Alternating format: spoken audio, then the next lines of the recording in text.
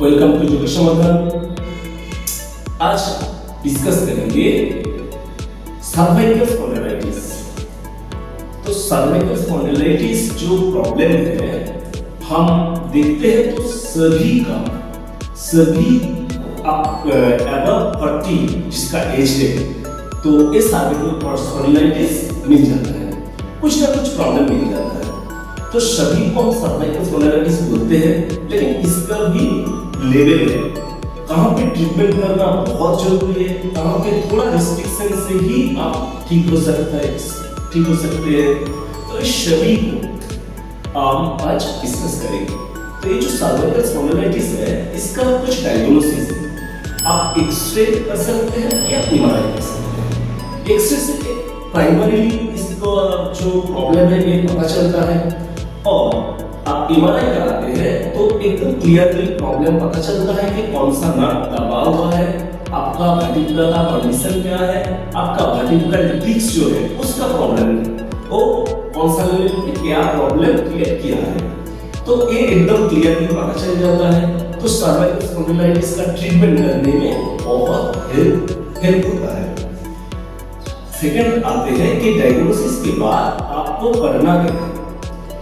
Normally ये जो spondylitis है जो कंडीशन से आता है, आप ऑफिस का जॉब करते हैं, जैसे आपके सामने कंप्यूटर या लैपटॉप पे आप कंटिन्यूअसली बैठे रहते हैं, तो ये जो आपका प्रोफेशनल हैजर्ड है यहाँ से भी आपका स्पॉन्डिलाइटिस आ सकता है। सेकेंडली आप बहुत ज्यादा वेट कैरी करते हैं तो आपका स्पॉन्डिलाइटिस आ सकता है। आप नेक का कुछ प्रॉपर मूवमेंट ना करना या कुछ एक्सरसाइज रेगुलर बेस पे ना करना, नेक का कुछ भी शक या कुछ इंजरी पहले था, वहां से आपका इस स्पॉन्डिलाइटिस आ सकता है। या आपका वेट बहुत हेवी है तो उससे स्पॉन्डिलाइटिस हो सकता है।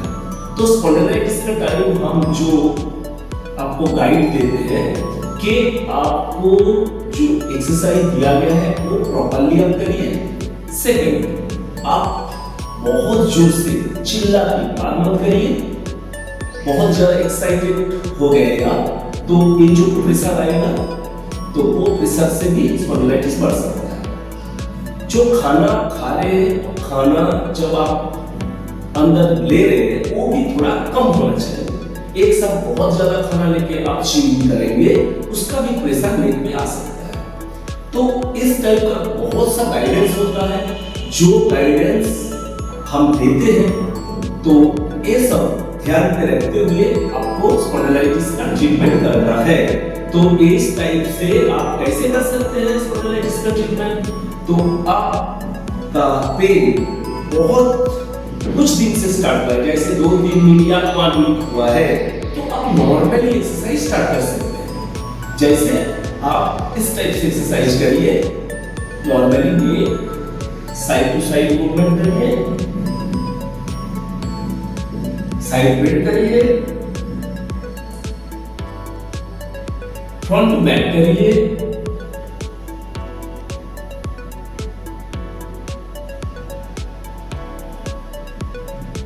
हम फुल बेंड नहीं कर रहे फ्रंट पे क्योंकि ये रिस्ट्रिक्टेड है। हाल एक रिसर्च आया है कि आप फॉरवर्ड बेंड करते हैं नेक को तो आपका स्पॉन्डिलाइटिस बढ़ सकता है, इसीलिए आप फॉरवर्ड बेंड अवॉइड करेंगे। ठीक है, हम फॉरवर्ड बेंड नहीं करेंगे, ओनली बैकवर्ड बेंड करेंगे, front to back. And neck का हाफ सर्कल होता है, जैसे आप इस शोल्डर को देख रहे हैं और शोल्डर से उस शोल्डर को, फिर इस शोल्डर को, फिर उस शोल्डर। हम फॉरवर्ड बेंड नहीं कर रहे, बैकवर्ड बेंड सर्कल कर रहे हैं। तो इस टाइप से हम एक्सरसाइज कर सकते हैं। आपका 2 डेज 3 डेज या 1 वीक आपका नेक का कुछ ऑब्स्ट्रक्शन या स्टिफनेस आया है तो याद रखिए ये बहुत प्राइमरी एक्सरसाइज है कि आपका स्पॉन्डिलाइटिस थोड़ा आया है, इसके रिगार्डिंग हम ये वाला एक्सरसाइज कर सकते हैं। लेकिन आपका ये जो स्टिफनेस लग रहा था इसको आप अवॉइड किए, वो सेकेंडरी स्टेज पे चला गया। जैसे वैसे सेकेंडरी स्टेज होता है, सेकेंडरी स्टेज मींस आपका इधर स्टिफनेस रहता है कंटिन्यूअसली, उसके साथ साथ आपका पेन भी होता है थोड़ा। और आपका ये वाला जो नेक का प्रॉब्लम है ये थोड़ा 2 महीना 3 महीना या 6 महीना या 1 ईयर तक हो चुका है, तो एक क्रॉनिक बन जाता है। तो अब 6 महीना 1 ईयर तक आपका ये वाला प्रॉब्लम चल रहा है, आप अवॉइड किए हैं, तो आपको जो करना है ये वाला एक्सरसाइज करिए। जैसे हम कर रहे हैं आप फॉलो करिए। Press and resistance, press and resistance. हम हाथ से रेजिस्ट कर रहे हैं और मेन को हाथ पे प्रेस कर रहे हैं।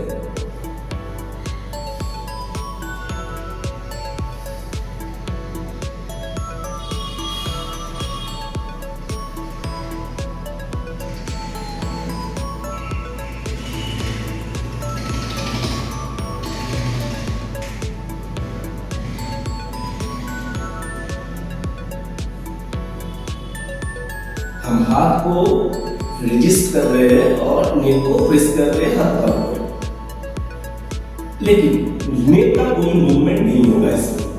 याद रखिए, नेक का कोई मूवमेंट नहीं होगा, only neck press and resist on your hand. तो इससे आपको जो फायदा मिलेगा, आपका जो नेक का जो स्टिफनेस लग रहा है, थोड़ा जो पेन आया है, वो धीरे धीरे सॉल्व होगा लगेगा। लेकिन इसको आप रेपिटेड करना है। जो ये एक्सरसाइज है आपको मिनिमम 10 करके 3 टाइम 30 to 40 टाइम्स तक आपको करना है। हर बार 10 बार के बाद आपको रेस्ट लेना है। तो ये वाला जो एक्सरसाइज है, आपका प्रॉब्लम 2-3 महीना है या 6 महीना है या 1 साल है, इस जगह पे आप ये वाला एक्सरसाइज करेंगे तो स्पॉन्डिलाइटिस के लिए बहुत फायदेमंद होगा। नेक्स्ट, आपका सर्वाइकल स्पॉन्डिलाइटिस बहुत हाईली सीवियर है, बहुत सीवियर है। आप जैसे सर घूम रहा है, कान पे थोड़ा जो साउंड आ रहा है कुछ, फिर चक्कर आ रहा है आपका, आप नेक को बेंड ही नहीं कर पा रहे हैं, थोड़ा सा भी मूवमेंट नहीं कर पा रहे हैं, तो इस वाला कंडीशन, ये कंडीशन 1 साल 2 साल 3 साल तक आपका पुराना है स्पॉन्डिलाइटिस, तभी हो सकता है। तो बहुत अर्ली इसको मैनेज करना है या क्योर कर लेना है। आप जितना देर करेंगे, जितना इसको नेग्लेक्ट करेंगे, उतना ही सीवियर होकर आपके सामने आएगा। तो इस स्पॉन्डिलाइटिस जो है ये 100% ठीक नहीं होगा, आपको मेंटेन करना है, मैनेज करते रहना है। और प्राइमरीली आपका स्टिफनेस आया है तो ये रिकवर हो सकता है। तो स्टार्टिंग से ही हम बोलते हैं कि आप केयर करिए आपका नेक का, तो आप बहुत हेल्दी रह सकते हैं। नेक्स्ट, सीवियर कंडीशन पे आते हैं। बहुत सीवियर कंडीशन है आपका नेक का, तो उस जगह पे आपको करना है। तो हम इस जगह पे प्रिस्क्राइब करते हैं कि कोई भी मसाज ना करिए इस जगह पे।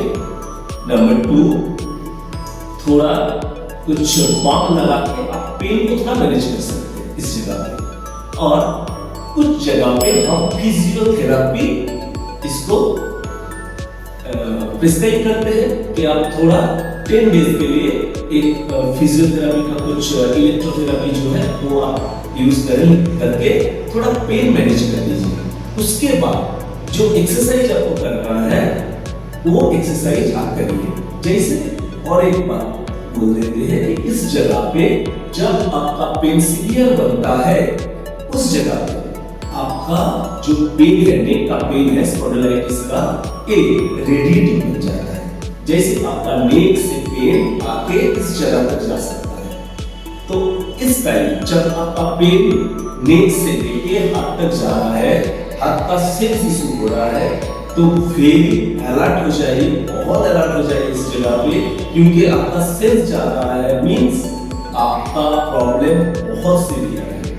तो आपको ये वाला प्रॉब्लम है तो आपको इमीडिएट डॉक्टर के साथ बात करना है या कोई एक्सपर्ट थेरेपिस्ट के साथ बात करना है कि इस जगह पे जो एक्सरसाइज दिया जाता है वो एक्सरसाइज पर्टिकुलरली आपका जो साइन एंड सिम्टम है उस हिसाब से हम डिजाइन करते हैं। तो इस जगह पे आप ये वाला एक्सरसाइज करके देख सकते हैं। ऐसे करके हाथ को आपको स्ट्रेट करना है और हाथ का जो रिस्ट जॉइंट है इसको मूव कर देना। मूव करते हुए आपका जो नेक है उस नेक को साइड पे स्ट्रेच करना है।